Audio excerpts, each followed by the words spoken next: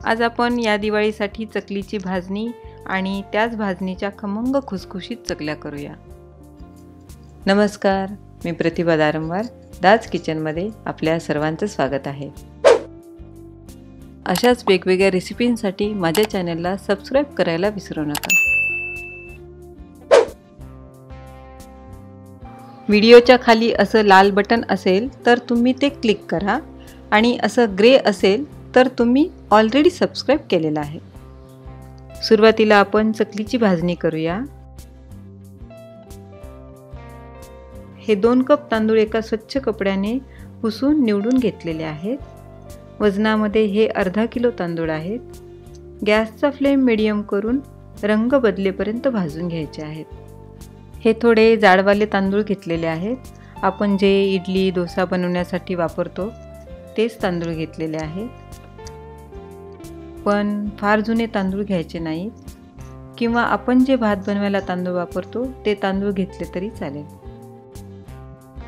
याचा रंग बदललेला आहे। हे काढून एका कॉटनच्या कपड्यावरती पसरवून घेऊ। याच पॅनमध्ये 1 कप चण्याची डाळ घेऊ। वजनामध्ये साधारणतः पाव किलो डाळ आहे। जेवढे तांदूळ घेतलेले आहेत त्याच्या अर्धी चण्याची डाळ घ्यायची आहे। गॅसचा फ्लेम मीडियम ठेवून खमंग भाजून घ्यायचे आहे। डाळ छान भाजलेली आहे। काढून एका कपड्यावरती पसरवून घेऊ। याच पॅनमध्ये अर्धा कप मुगाची डाळ घेऊन गॅसचा फ्लेम मीडियम ठेवून भाजून घेऊ।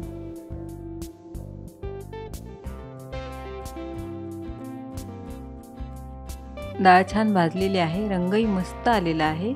काढून घेऊ। याच पॅनमध्ये अर्धा कप उडदाची डाळ घेऊन गॅसचा फ्लेम मीडियम करून छान भाजून घेऊ।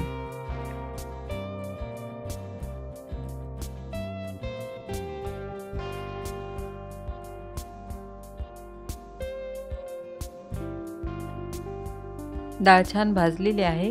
काढून कपड्यावरती पसरवून घेऊ।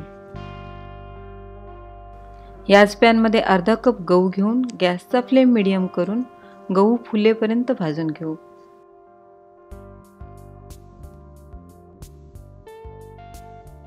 गहू मस्त फुललेले आहेत। रंगही बदललेला आहे। काढून कपड्यावरती पसरवून घेऊ। याच पॅनमध्ये अर्धा कप साबुदाणा घेऊन गॅसचा फ्लेम मीडियम करून साबुदाणा फुलेपर्यंत भाजून घेऊ। साबुदाणा मस्त फुललेला आहे। रंगही बदललेला आहे। काढून कपड्यावरती पसरवून घेऊ। याच पॅनमध्ये 1 टेबलस्पून धने आणि 1 टीस्पून जिरे घेऊन गॅसचा फ्लेम लो करून थोडंसं भाजून घेऊ। धने आणि जिरे भाजलेले आहेत। काढून कपड्यावरती पसरवून घेऊ। हे सर्व भाजलेलं साहित्य असं कॉटनच्या एका कपड्यावरती पसरवून थंड करून घ्यायचं आहे।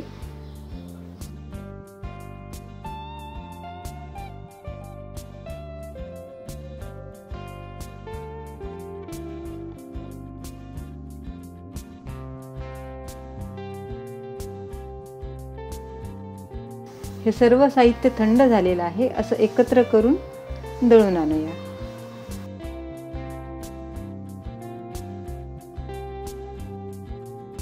भाजणी दळून आणलेली आहे। अशी छान बारीक दळलेली आहे। साधारणतः हे पीठ या कपने 8 कप झालेलं आहे। हे भाजणीचं पीठ भरपूर दिवस छान राहतं। एका पिशवीमध्ये पॅक करून ठेवायचं। भरपूर दिवस छान राहतं। आपल्याला कधी पण चकली करता येते। आता आपण 2 कप भाजणीची चकली करूया। आता आपण याची उकड काढून घेऊ। यासाठी 1 कप पाणी, यामध्ये 2 टीस्पून तेल,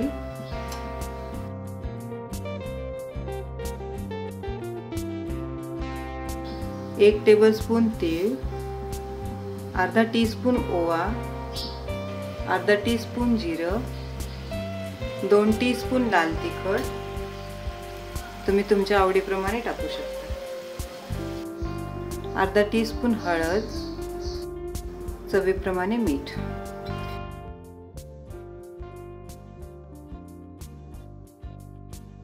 हे मिक्स करून घेऊ। पाण्याला उकळी आलेली आहे। 2 कप भाजणी टाकून घेऊ।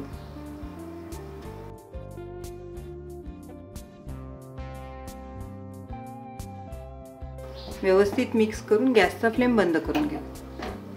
हे पीठ मी चाळून घेतलेलं आहे।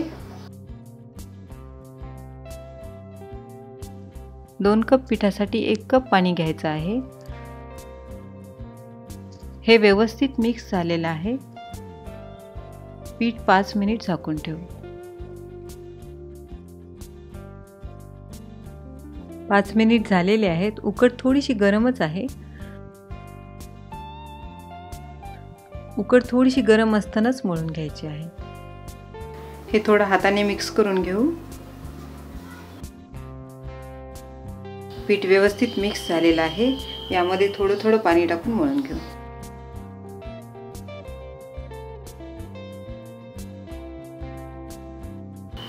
याच पिठाची आपण उकड न काढता पण चकली करू शकतो, पण त्यासाठी थोडंसं तेलाचं मोहन जास्त टाकावं लागतं।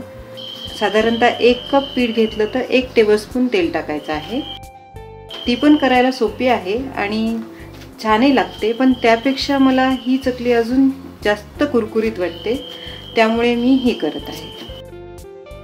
असं घट्ट पीठ मळून घ्यायचं आहे। साधारणतः एवढं पीठ मळायला अर्धा कप पेक्षा थोडंसं जास्त पाणी लागलेलं आहे। आता आपण याची चकली करून घेऊ। पीठ भरायच्या अगोदर असं पीठ थोडंसं मळून घ्यायचं आणि चकलीच्या साच्यामध्ये भरून घ्यायचं।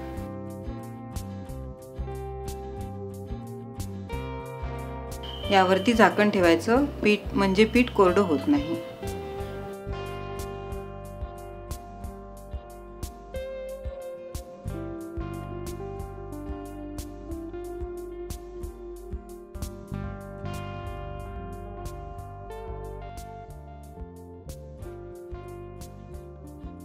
मस्त चकल्या येत आहेत, अजिबात तुटत नाहीये। तुम्हाला हव्या तशा छोट्या मोठ्या करू शकता। अशा प्रकारे चकली केल्यामुळे तेलही कमी लागतं आणि खुसखुशीतही होतात।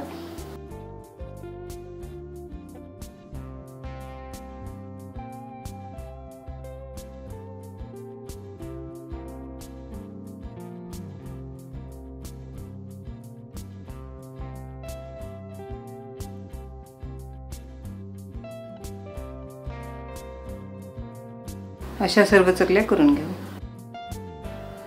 तेल गरम झालेलं आहे, यामध्ये चकल्या टाकून घेऊ। गॅसचा फ्लेम लोच ठेवायचा आहे।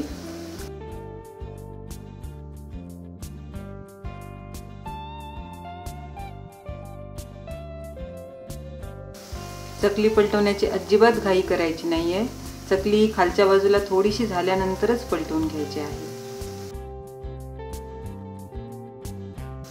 चकली थोडीशी खालच्या बाजूने झालेली आहे। गॅसचा फ्लेम थोडासा मीडियम करून घेऊ।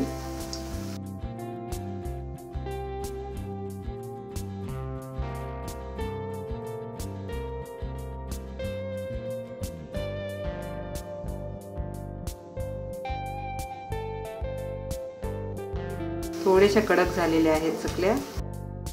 आता ह्या पलटवून घेऊ। गॅसचा फ्लेम लो टू मीडियम करत छान कुरकुरीत होईपर्यंत चकली तळून घ्यायची आहे।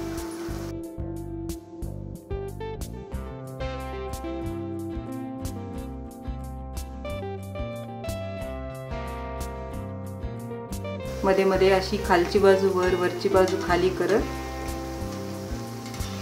छान कुरकुरीत होईपर्यंत तळून घ्यायची आहे। ही चकली तयार आहे। मस्त कडक कुरकुरीत झालेली आहे। असं तेल निथून काढून घेऊ। मस्त रंग आलेला आहे, छान कुरकुरीत झालेले आहे। अशा सर्व चकल्या तळून घेऊ। खालची बाजू थोडीशी झाल्यानंतर पलटवून घ्यायची आहे। खालची बाजू जर नरम असेल तर चकली तुटू शकते, त्यासाठी खालची बाजू थोडीशी कडक होऊ द्यायची आणि नंतरच पलटवून घ्यायची। मस्त रंग आलेला आहे, छान खुसखुशीत चकली तयार झालेली आहे। असं तेल निथून काढून घेऊ।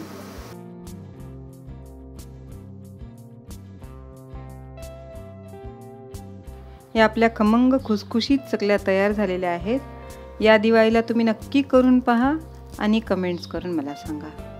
तुम्हाला आणि तुमच्या सर्व कुटुंबियांना दिवाळीच्या खूप खूप शुभेच्छा। तुम्हाला ही रेसिपी आवडली असल्यास लाईक करा, शेअर करा आणि सबस्क्राईब करायला विसरू नका।